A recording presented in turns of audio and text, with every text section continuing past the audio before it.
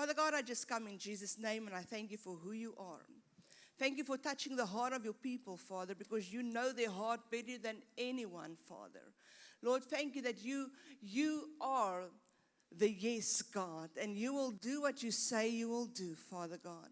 Lord, every promise, every prophetic word, Father, over this people, Father, we want to come and we want to remind you of it, Father God, and we want to say thank you for choosing us for a time such as this to do great things and exploits on the face of the earth, and thank you that we can be part of great things you're going to do on the face of the earth. In Jesus' mighty name, amen and amen. Amen. Well, if you see something fall, it's my petticoat. Gwen will run and grab it. I've preached myself out of many things already. Lashes, lipstick, hairpins, and a lot of things that stockings and whatever. I just learned to let go and go on. You know, it's like I'm home and I can just do that. But I'm excited about the theme of this month. It's Servolution. And as we know, this is the last Sunday for this theme, but I hope it ministered and spoke to some of you already. Come on. I hope you got involved. Because many people, they forget that they are saved to serve. God didn't save you just to reach heaven. He saved you so that you can serve other people, because we say we love God. Come on, and this is a thing you hear every Sunday. But how can you say you love God if you don't love people? And loving people, it's just not giving somebody a high five. Loving people is a messy job. For those that know, the ones that say yes, true, that's the ones that know and they are actively involved. But loving people is getting involved when they don't even want you involved. Because if you love something, you don't want your child to play with a knife and say, oh, well done. I'm so glad you've got this sharp knife. Just go and run in the house with it. No. If you see your child playing with a knife, you will scream and say, stop, stand still, don't move. Drop what you have in your hands immediately. And that is just for somebody we love. How much more for someone you don't know, never met, and never even spoke to? If God says we are saved for service, it means He gave you feet, He gave you a hand, He gave you a mouth to speak people into the kingdom of God. Come on, to teach them, disciple them about righteousness, peace, and joy. I see some of you said, where is Dr. Gustav? He says, greetings all the way from Louisiana. Praise the Lord. He's busy serving America at the moment. But people is more attracted to the idea of leadership and not servanthood. Come on. And I'm sorry to say it, but the picture we get on social media and on television and in magazines, it's a picture that says that if you're a leader, you shine. If you come in there by that door and you look on that wall, there's a picture of our leader. And he's not shining on that picture. He is full of mud. Just preaching in Vietnam, and while he was preaching, it was so slippery, he fell in the mud. He got up, laughed about it, but took the mic and went on with what God told him to do. Come on. But we want the red carpet and we want the sparkling mic. I wish they will have a sparkling mic for me, but my husband says, no, it's going to mess up the mic. No sparkles.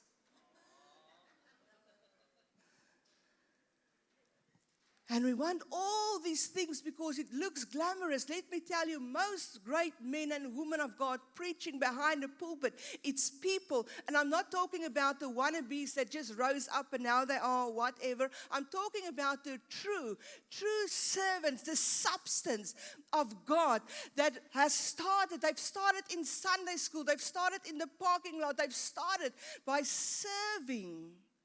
And when they serve, God could elevate them. But many want the title without the job. Come on, I'm going to get there. Let's go to 2 Timothy 1, verses 8 and 9. Let me read you something nice. Therefore, do not be ashamed of the testimony of our Lord, nor of me, his prisoner, but share with me in the suffering for the gospel according to the power of God.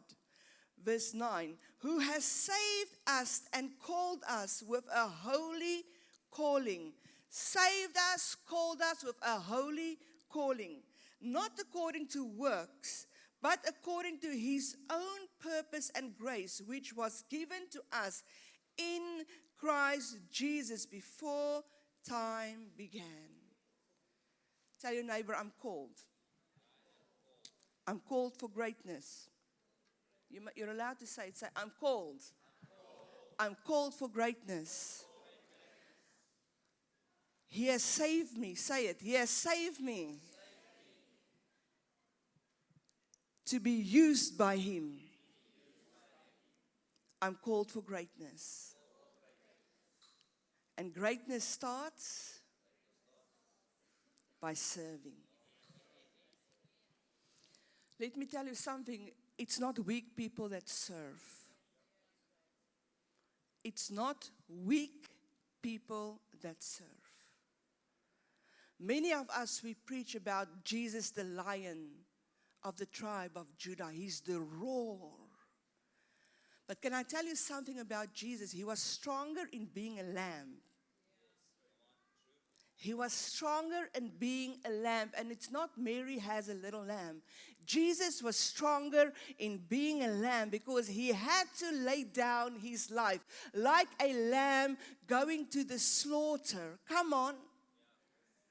He was stronger in being the lamb because he knew when he came down from heaven and heaven bankrupted itself, it emptied itself. He knew that, yes, now he is all man. And I'm getting to Philippians. He's all man, but he didn't lose his identity. He didn't lose his power. He didn't lose his position in God. Come on. That's why he could say, yes, Father, let it be unto me according to your will. Not my will be done, but your will. Why? Because there was a strength on the inside of him that he knew not a cross can take it away. No whipping can take it away. No spitting can take it away. And he was obedient until death. And many people, they talk about the lion, but they never talk about the lamb. Because people see the lamb as weak. And that's why people look at servanthood as a place of weakness. But when you realize that serving is power in the eyes of the Father, you will change your attitude. Come on. Because Matthew 20 verses 28 says, just as the Son of Man did not come to be served, but to serve and to give his life as a ransom for many. You know what? I think if some of us were Jesus, and thank God we're not, we would have probably let them know, angels above, let them roll out the red carpet, let me be in the best hospital, announce that I'm on my way. Come on. Not Jesus. He came, he was born with animals. Come on, in a manger. The only signal that were there that he was born was a star. Come on, we know the Bible Christmas story, right? Come on the 24th of December, 10:30, and come and hear the story if you don't know it. Amen. At night. But he came, and he literally came, and he came as nothing. Into the position of something that Satan hated since the beginning of time. And many people, they just don't realize that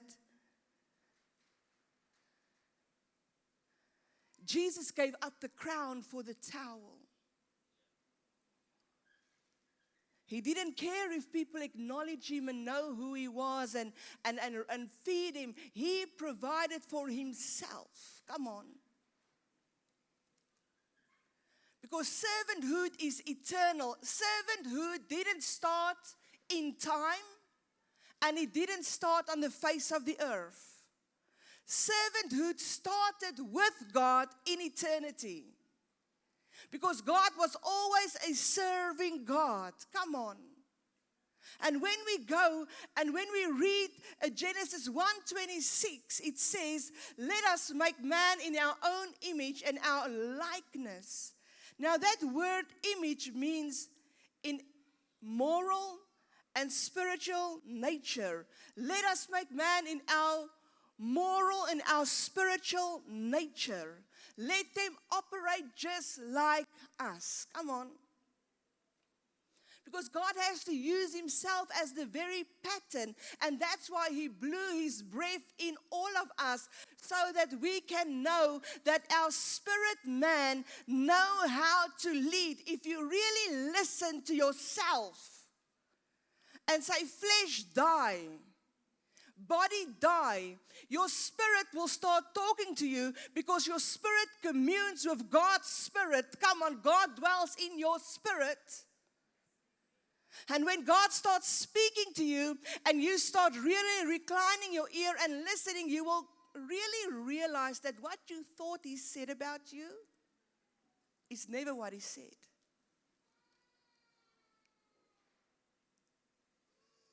Thank you for that child that's excited there at the back. You can never be happy and selfish at the same time. You can never be happy and selfish at the same time. If you can put Philippians 2 verses 4 till 11, just put it on for me, please. You can never, ever be happy and selfish at the same time. Because that is not in our DNA. The world told us and taught us to grab what you get. And grab it and keep it. But our nature in Christ Jesus, it's to give and not to grab. Come on. Have you ever given something away that you really truly love, and you're like, really, Lord, I really like this thing, but I will do it. And as soon as you let it go, you are happy. I told you about my dad's watch that I had on in Thailand, and the boy that was sitting there, he couldn't speak English at all, so I had to use a translator, and God said, give him that watch, and I was like, no, this is my daddy's watch. I took it without even asking, I think. I just took it. And he always tells me it's a very nice watch, and I say, thank you, Dad, I know. Come on. And then God said, sew the watch. And I was like, no, it's not going to happen. Get behind me. I'm tired. I hear strange voices. And then I heard it for a third time, give the watch. And I knew after a third time, God is not speaking. Something is going to happen to the watch if I don't release it. So I took it off and I put it on this guy's hand. And I said, God said, he's your father, and this is a gift from him.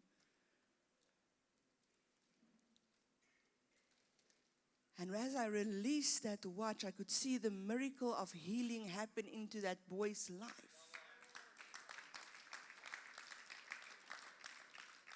I didn't go home or to the hotel and like, Lord, why did I have to give this watch? I didn't cry. I said, thank you, Father God, that I could hear you and be obedient to you. Lord, you know I really love this watch. I really, really love the watch, Father God. And it was my daddy's watch, but thank you that you are my Father above fathers, Lord, and that I can release it unto you because I know, Father, my great reward is that boy's healing. Come on, we want stuff.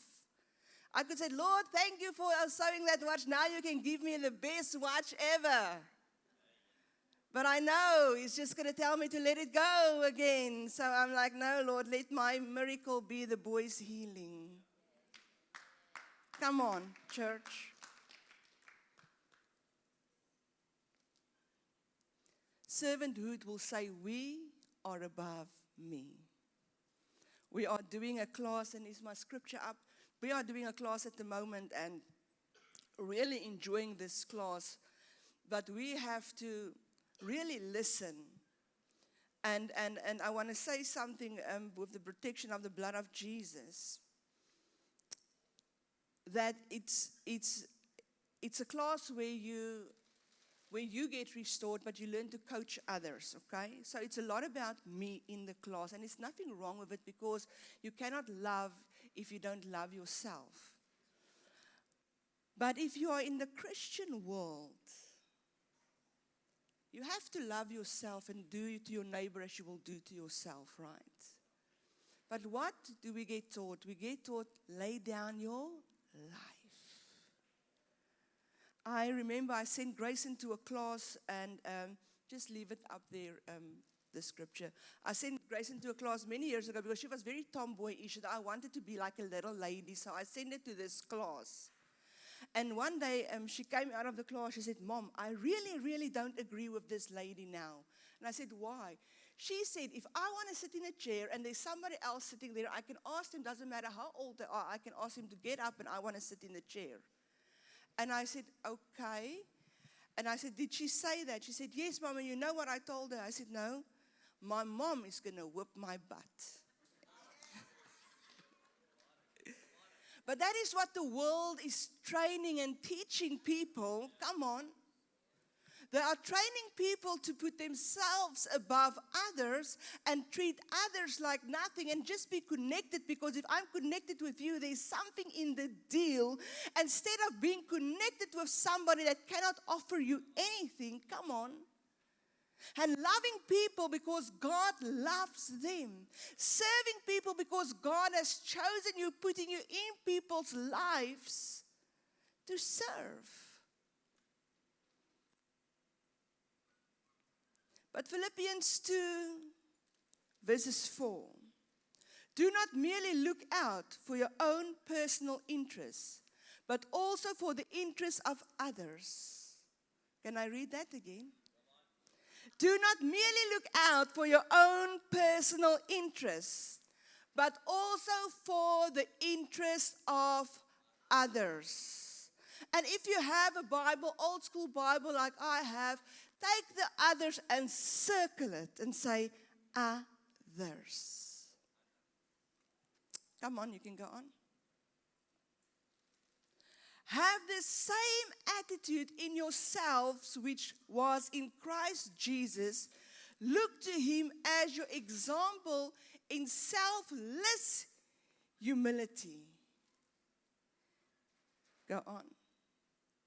Who, although He existed in the form and unchanging essence of God, as one with Him, possessing the fullness of all the divine attributes, to enter the entire nature of deity, did not regard equality with God a thing to be grasped or arrested, as if He did not already possess it or was afraid of losing it.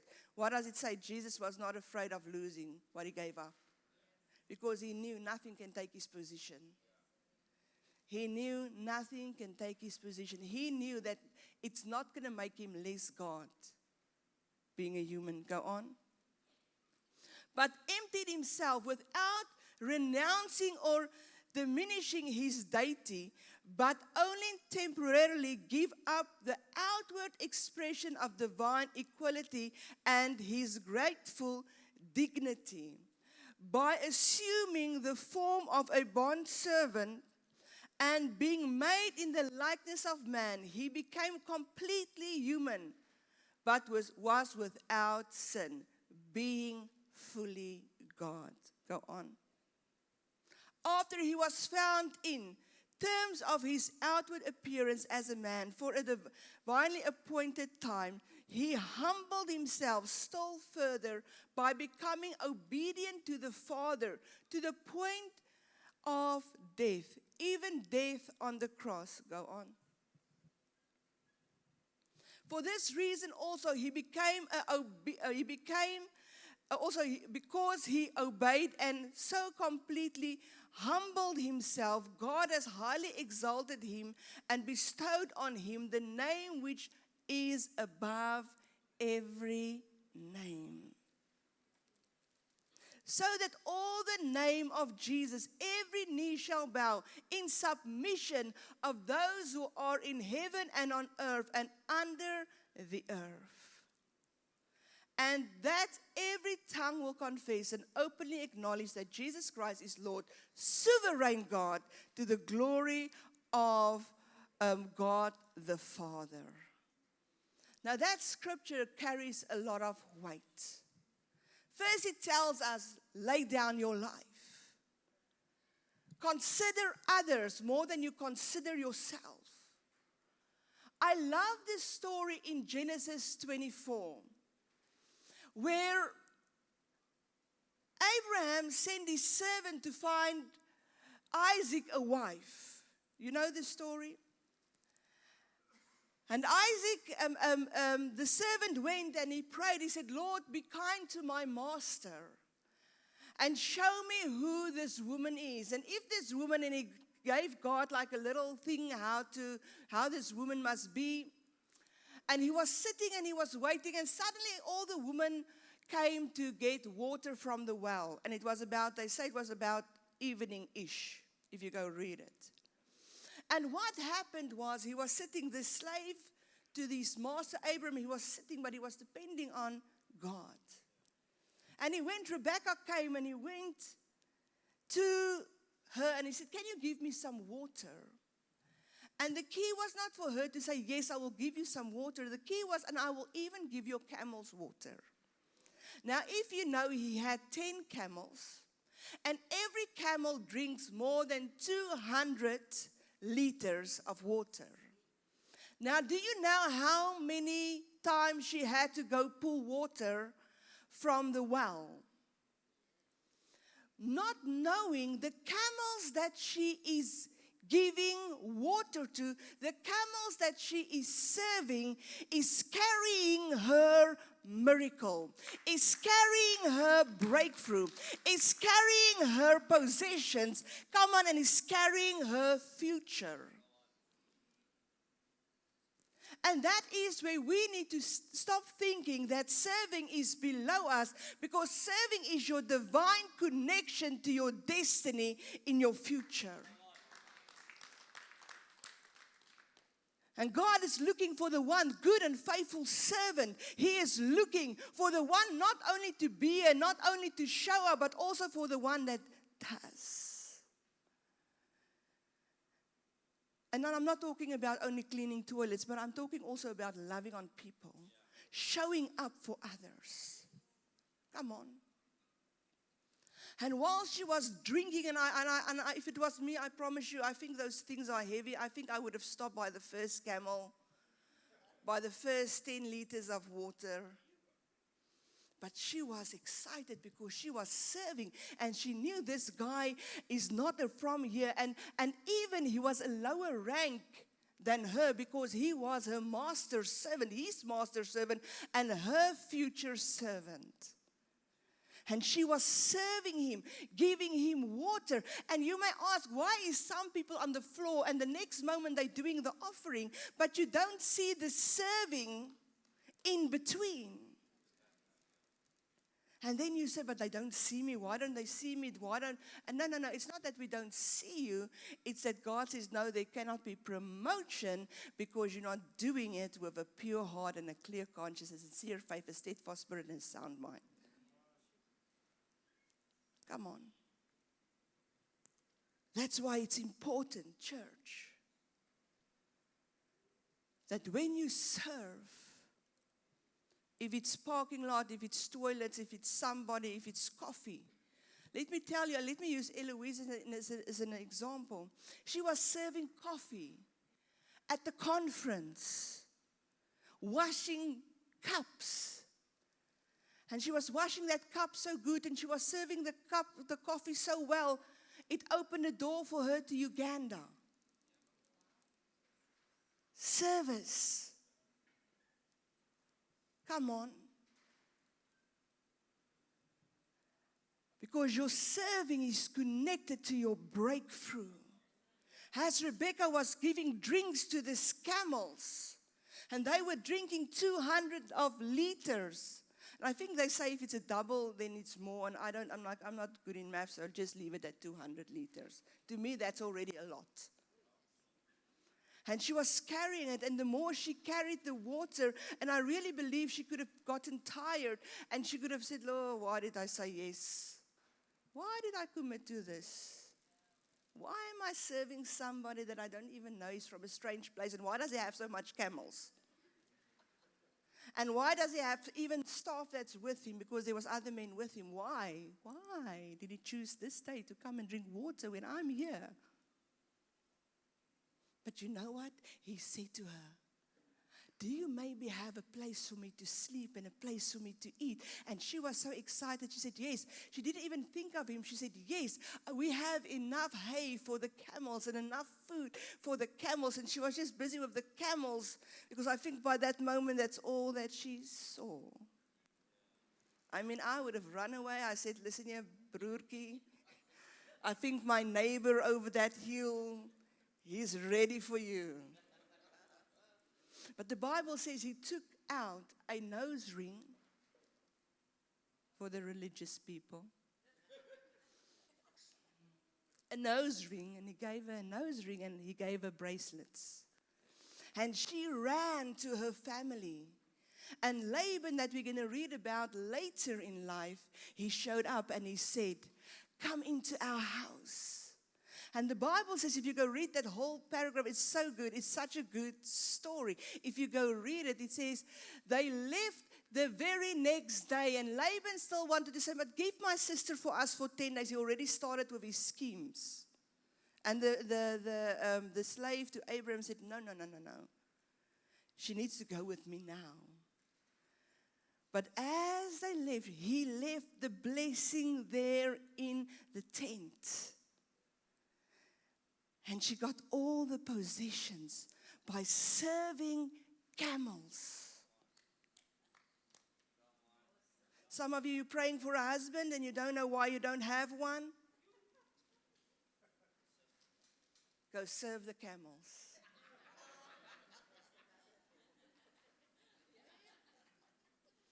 Remember when me and Vian were dating, I told him, listen, I just need you to understand something about me.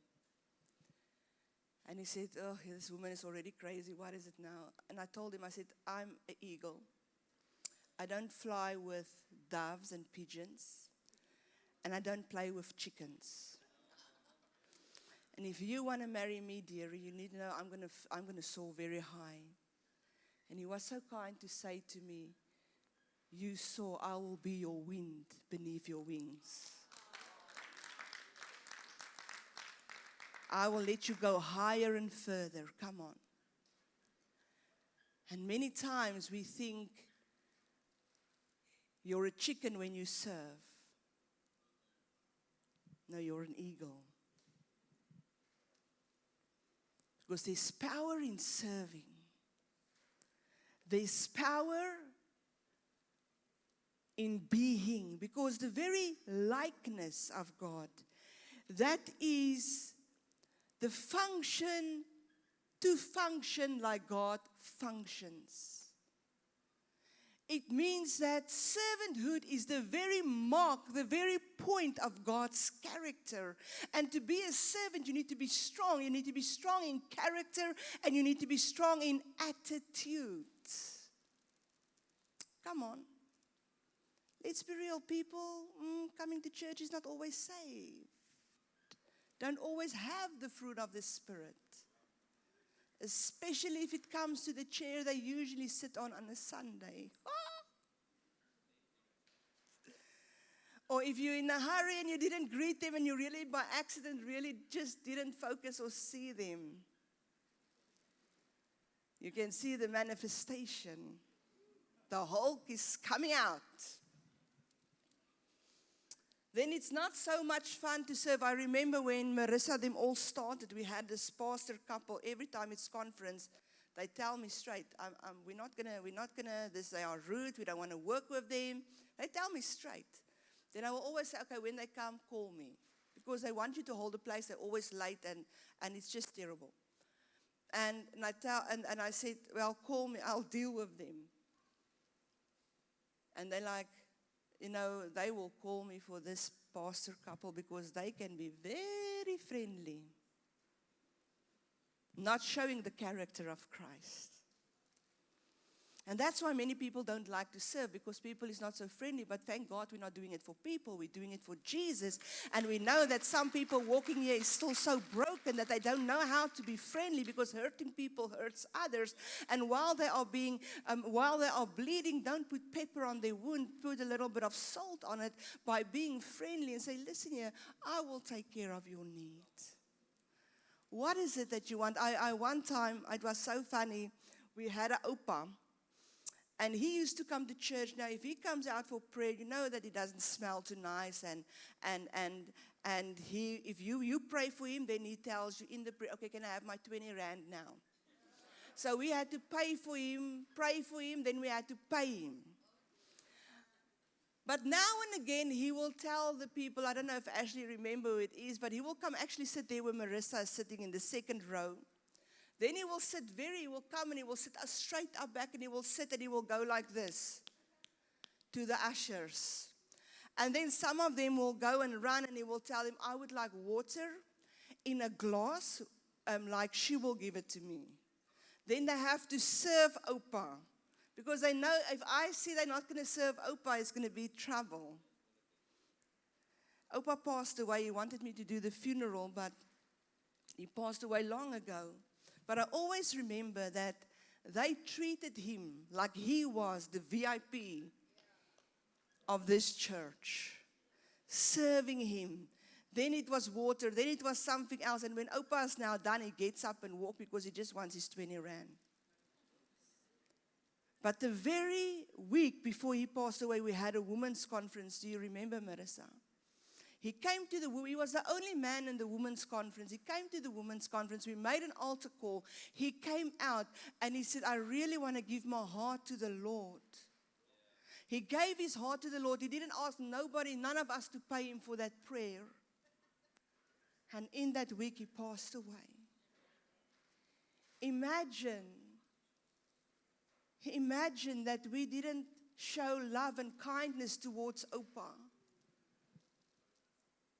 Imagine that our ushers were too good for him. What would have happened? Because you know what? Serving is getting dirty. It's getting your hands dirty. I love these pastors' wives. They've got nails like this and their hair is all.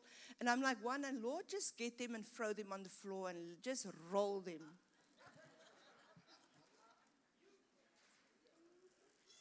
That's why you can see I have flats on and shorter nails, and if the roll comes, I'm ready. But we're not above anyone. If Jesus would come down to the face of the earth and he could share his love in his full position as a servant, how much more are we showing love. Because let me tell you, your next service is somebody's depending on that miracle, and that miracle is you just manifesting in somebody's life.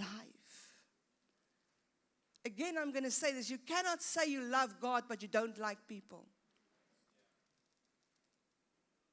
And as Rebecca served the camels and fed the camels and gave the camels water, her miracle was already there, waiting for her to take action. If she didn't take the action, God would have raised up some other woman for Isaac. Come on. Because that was the sign that he prayed for. And you know, when the camels came, and Isaac, he just came from some place, and the Bible said he saw that the camels are coming. He didn't see the wife first. He first saw the camels, and then he saw the wife. And I know some of you, if we have to do arranged marriages, you all will run away. She served her blessing without even knowing it. Galatians 6 verses 10 says, therefore, as we have opportunity, let us do good to all people, especially to those who belong to the family of believers. Let us do good to all people. Not to some. I said it in Keys on Monday. It's easy to serve people that you like. It's easy. Very easy. It's easy if you get payment for what you do. But it's not so easy to serve someone you don't like. It's not so easy to give somebody water that just cussed you out. It's not easy, but when we have the character of Christ Jesus in us and we have his likeness, what do? We manifest him wherever we go. And sometimes we should ask, what will Jesus do?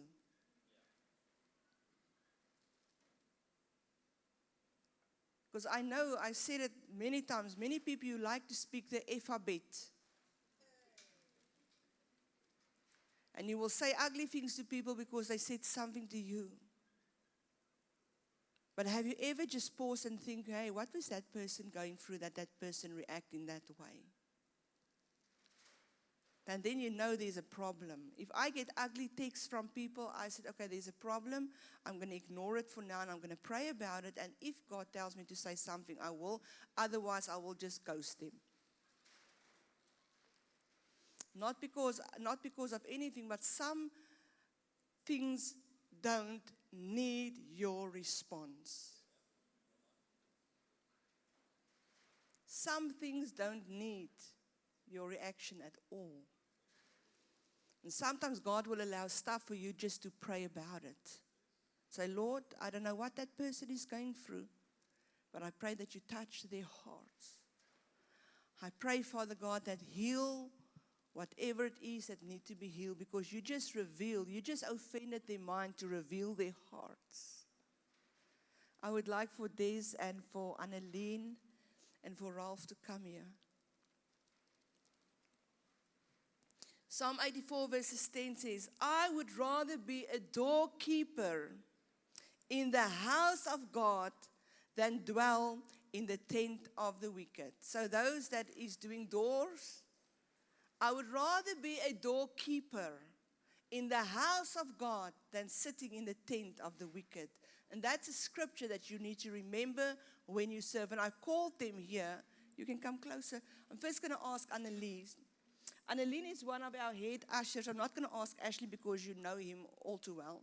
But I'm going to ask her, and I want her to tell you what she experienced when she serves, all the nice stuff, and what it do to her.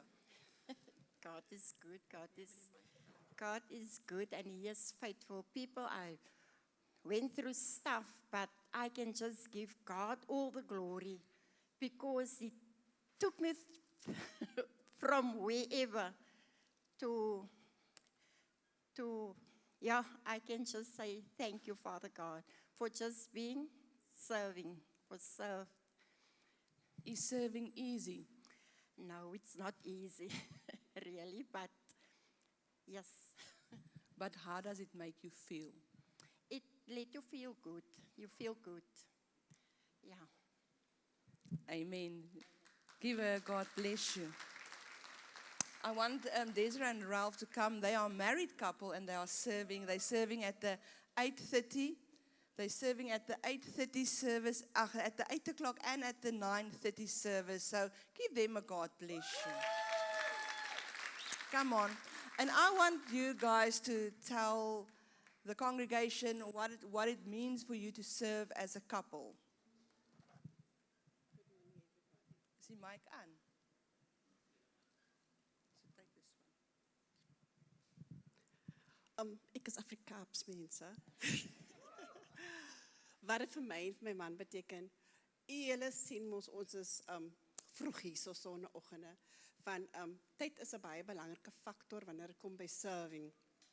En om te serve is nie om die vloerlap te wees of om die vuil werk te doen nie. Ons doen dit omdat ons lief is om die gemeente te bedien. Want ek sê altyd, ons is hier om die werk makliker te maak vir die pastore wat die kom bedien. As die pastore hier kom, hulle het nie nodig om te sê, daar lê 'n papiertjie, of daar is dit, of daar is dit nie. So dit maak dit vir hulle makliker om vir ons 'n gesonde woord te bring, sonder dat hulle struikel oor wat verkeerd gaan in die bediening. So, my man is, sonneoggend is hy 5:00 as hy al ophaal. Dan maak hy vir ons koffie, dan bid ons, en dan sê hy vir my, mami, kom, ons moet vroeg by die bediening wees. En dit is so lekker as ons op pad is na die huis van die Here toe, om te weet wat ons gaan doen in die kerk. En ons is nie hier vir 'n payment. We're not here for a payment. We are here for the blessing. Van Lofdal is vir my en vir my man 'n blessing.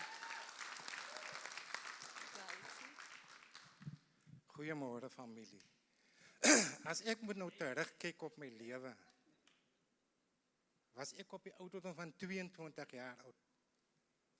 Toen ek al ushering. Ek was 'n jong man, was in die wêreld. As ek nou vir my getuienis vir iemand bring, het gaat 'n goeie tydjie nou vat, maar ek sal my los vir daai. Maar oor die jare as 'n jong man, tot op die ouderdom van 63 wat ek nou is, toen ek al ushering al. En ek het vir elke oomblik, elke sekonde wat ek het doen, het ek het baie geniet. Daar is 'n gevoel in my wat, ek kan dit nie vir u verklaar wat dit is nie. Maar dit is net 'n blessing, om dit te kan sien, en te doen. Dit wat ek doen, is vir die Here. Maar oor die jare het ek baie geleer, om, soos Pastor pas gesê het, ushering gaan oor, eerstens, wees lief vir mense. As jy daar staan by die deur, sit 'n glimlag op jou gesig, moet dit nie op jou gesig sit, om net vir die mense te wys nie. Het moet hieruit kom. Het moet uit jou hart uitkom. Want as dit nie uit jou hart uitkom, dan beteken die ushering maar bietjie min. Maar oor die jare kan ek vir julle sê, ek geniet dit terdeë. Baie dankie, pastor. Amen. Give them a God bless you. Amen. Ashley, come. I'm going to call him. He's involved everywhere. So let me just call him to say something. He's been serving for very long already. And just tell the people what you experience in serving. Hi, good morning, family. So when I walked into this house the very first time, I remember I used to sit there where my brother is sitting. And, you know, when I realized what God did in my life, I wanted to do something for ministry, not for the ministry, but for ministry. You understand? And when I sat there, I said, you know, Lord, I want to do something in the house. And actually, I think I had to go find out what can I do. So I said, no, I can do not the offering, but do the collection. And I said, yeah, I'll do it. And then I found so much joy in it. And through the years, as it progressed, I wanted to do everything. I went to the toilets. I actually enjoy the toilets because, you know, especially when the church is full, that's the place where you want to sit because you're out of everybody's face. And I remember one year I was in my 3rd year Bible school, and I did the toilets, and I cleaned the toilets, and when the church was empty, and Pastor Natasha, when you go look, it was a mess. You know, and she was looking for the person who was on toilet duty. Oh, my word. But it was the people that left the church and they went first to the toilet before they left. And I went to go clean it. But here's the thing that I want to say. By me doing everything or want to do everything, for me to usher and to serve is to take ownership of the house. If I go out there and people talk about Lovedale, then I want to say, you know what, that's my church. I'd always tell the ushers and the leadership of the ushers, you know what, when we take ownership, our job is to make life easy, like Ralph said, to make it easy. The pastors must just come here and do their job. That's it. We need to take ownership of the house. And for me, you know, one of the greatest things in the evening services is when there's chaos. When there's chaos, we had an occasion here one day when one of the ushers they were basically having an argument with some of the people that came to church to worship. And for me to intervene, today me and that couple are like this. You know, just to show them what we've been taught here, to love God and to love people. You know, and I always tell the people, you know, I don't come to church to serve or to worship. I serve God out there. That's why I'm here. There's a difference. You know what I mean? And when I serve God out here and I come into this house, it's like, you know what's so nice? When you're not here, everybody wants to know where you. And it makes me feel that I make a difference. And to me, that is what servanthood is about. Just to be everywhere, not for people to ask me, why can't you do this? Why? It's just, you know, if someone don't want to do it, then don't do it. I'll do it. Because I'm still the same Ashley. It doesn't make me any weaker or, you know, it just makes me stronger. And for me to serve like that is, I mean, I'll raise my hand for anything. I did camera, toilet duty, parking. When Pastor Natasha told me, Ashley, you need to go outside and do parking, I said, oh my Lord. But I enjoy parking. You know why? Because it's the first face that people see before they enter the ministry. You know, and if they can see, like, I think it was Dr. Brian that said one day when he came here and he saw, you know, how he was received. He could see that who my spiritual father is and who the leader of the house is, because you saw it in the usher, in the parking attendant out there. And that's what it's about. So that people can come back into the house and not say, I don't want to go there, that people are ugly. But I want to come there because the love of God is in, you know, and they receive it even in the parking area. And I want to thank you, Pastor Natasha, for believing in me. I mean, you took me out of my comfort zone. You know, every time when I stand there and I see you walking that way, oh my word, what now again? And I've learned through Pastor Natasha that when you say yes, God moves on your behalf. Amen. Thank you, Pastor. Amen. I just wanted them to share a little bit that you can see serving is actually unity. It brings unity to any campus. It will bring unity even to the country if people learn to serve. It's not what can my church do for me, but it's what can I do for my church. It's not what can my country do for me, but it's what can I do for my country. And if we take that attitude, we will see a lot of change coming very quickly, because a lot of people, we are so entitled. We are so entitled. And myself and entitlement doesn't go well. You can ask my son. It doesn't go well. Because it's not a right, but it's a privilege to be part of the kingdom of God and serving in the kingdom of God. It's a privilege. It's such an honor that God can see us and say, I would like my daughter to clean the toilets. I would like my son to park the car. I love for my children to greet my people as they come in, because I want my people to say, I want to be in the house of the Lord. It's much better to be in the house of the Lord than any other place. God wants it, because, you know, there's a teaching going out that say the time of the church, it's over. But the time of the church can never be over. Can I tell you why? Because the church is the true bride of Christ. God started started the Bible with one. He's ending the Bible with one. So we need to come in unity. I know why people are saying that and why they are preaching all these kinds of things, because of the disunity in the body of Christ. But there's a call out from heaven that God wants the body of Christ to be in unity, serving His people. Amen. It's not about serving the pastors. It's about serving the people of God. Praying for them, greeting them, loving on them. Because I can tell you that many people, they will go home and they will go to a place where they're unloved and unwanted and uncelebrated. But when they come here, they need to feel that, wow, they are celebrating me. They are celebrating. They are actually happy to see me. Come on, have you ever walked into a place and you see the people's like, why? But where they are happy and celebrating you to be in the house of the Lord. Remember, there is small groups, there is big groups. Doesn't matter. Serve where you are. Feed the camels, because your blessing is there. I want to end with this. I remember the first time I went to America to preach. There's a lot of the pastors that didn't come to Cape Town yet. And they saw me, I was ministering in the churches. I had high heels on and I had very decent clothes on. And I was preaching, and then I invited them, my dad invited them. They came here, they were looking for me. They saw the girl with the flat shoes running up and down like a crazy person, serving the house.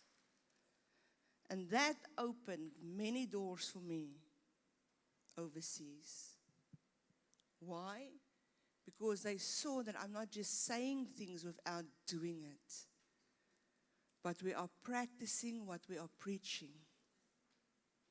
We don't preach and not do, because our motto is follow me as I follow Christ. And if you are here this morning, and this is also a way of serving you this morning, and maybe you feel like, Lord, I want to serve you, but I don't really know how and where and what.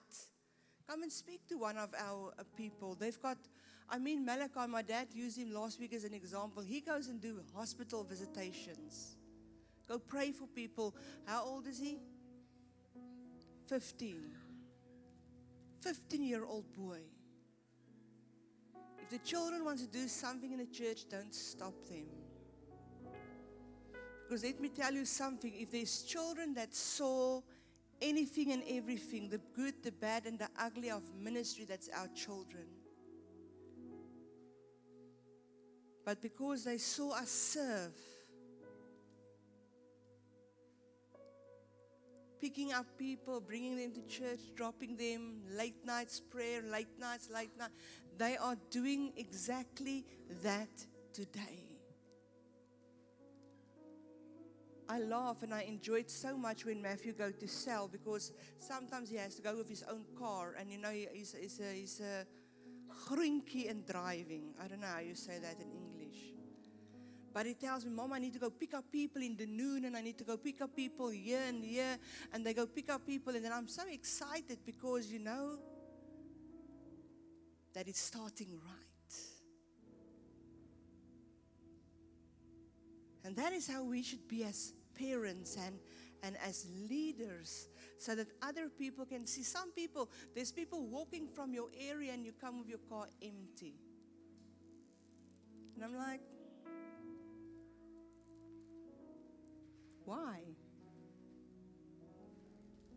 But Pastor, they're going to put the mud feed in my car. It's okay, just vacuum it. So maybe God wants to bless you with something bigger. Water the camel. Just water the camel. Just water the camel. Just keep on serving. Keep on being faithful. And it's not just serving where people can see you. I'm a big server of my house, my family. I don't come and serve the church, but my family is in ruins. Because ministry starts with our families. Come on. And if you get that right, you will get this right. And if you get this right, your children will get it right too. I told you the story about Malachi. That one day he was sitting there and he was supposed to be outside holding the board. And I went to him and I said, "Hey son, why are you sitting? Why are you not outside?" And he looked at me and he answered me. He said, "It's not my job." And I'm like, "Listen here, Boutiquie. The two of us is not going to start a Sunday like this. Malachi is my nephew. And we do co-parenting." And I said, "Excuse me. As long as Dr. Gustav is the senior pastor of this church, your job will be to stand at the corner with that board and greet everybody with a smile." And he looked at me, was not very pleased with me, and he grabbed the board with an attitude and he went out. And I thought to myself, "Listen, I'm not scared of your attitude. Go have an attitude on the corner and just do what you need to do." Come on. Not knowing he also had an attitude at the house, and that's why he had an attitude at the church, because he was in a little bit of trouble. So Auntie Tasha came and put petrol on the fire.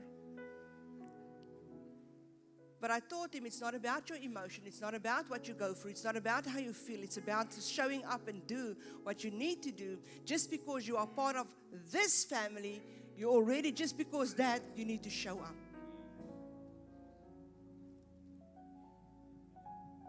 No pressure, Billy said.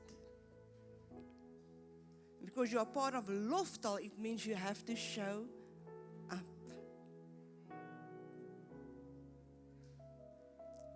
Feed the camels. Feed the camels. That's all I'm going to say. Your miracle will be there at your camel that you are already taking care of. I've learned in my life that taking care of somebody else's dream and helping other people living their dreams elevates me, where God allow me to live my dream. And that is what He wants to do for each and every single person that is here this morning. And you can say, "Pastor Tasha, but I'm very shy. This is not my personality." We didn't ask if you're shy or your personality. Just show up. The Bible didn't say only the bold ones and the ones with the extreme personalities is called to lead people to Christ. No. If you have breath in your lungs and a voice in your throat, you are called to share the gospel at all cost. Because it's not a weakness. Don't let media and television or whatever it is you are watching make you feel it's weak.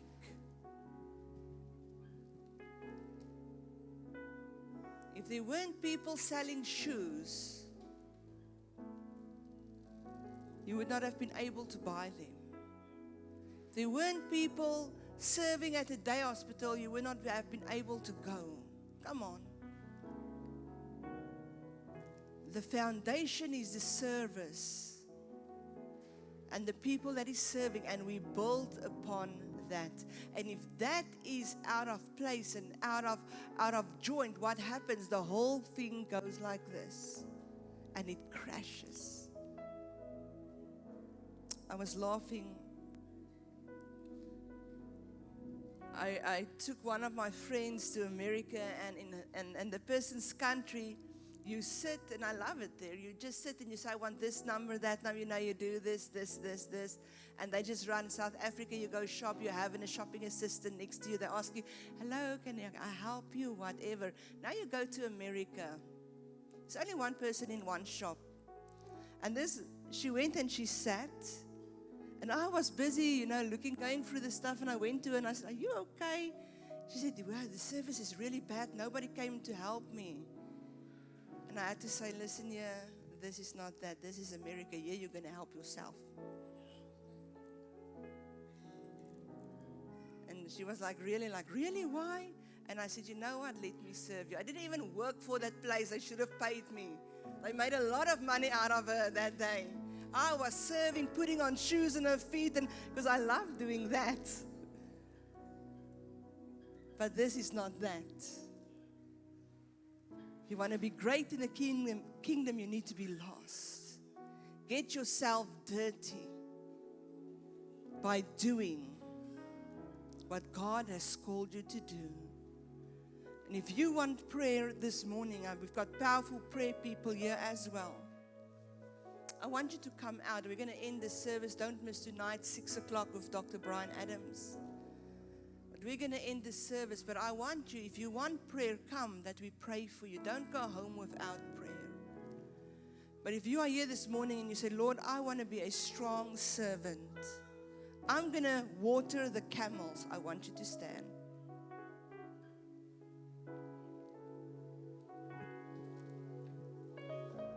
Father God, you see all these people standing, Lord. You know, Father, we don't stand just because we are asked to stand, Lord, but we stand because we are committed to stand. We are committed to see a change in our nation, in our communities, Father God. We are committed to see a change in people's lives, Father.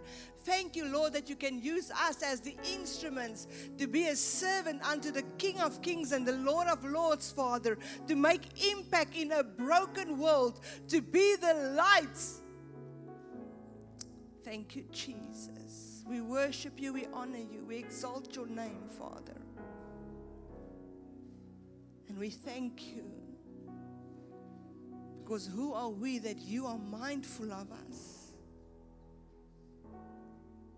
What an honor it is to serve the kingdom of heaven. Lord, I pray for each and every one that is standing, Father God, that you will give them that hunger and thirst for more of you. More of you. In Jesus' mighty name I pray. Amen and amen. Amen. God bless you. He keep you. He surround you. The next step is, if you go outside, there is places where you can sign up for ministry, and we will phone you during the week. And there's a lot of excitement. New things going to happen next year. We're going to start the pregnancy center and all that. So we are so excited about that. We're going to save some babies. Come on. We're going to save some babies before they are born. And I'm excited. I'm going to be hands-on involved in that. Amen. And you know that we saved our 100th baby from being murdered. And we just thank God for that. But get involved. Get involved. Make a change. You don't know whose life you're going to save. We are excited. God bless you and keep you. Till tonight, 6 o'clock. Amen.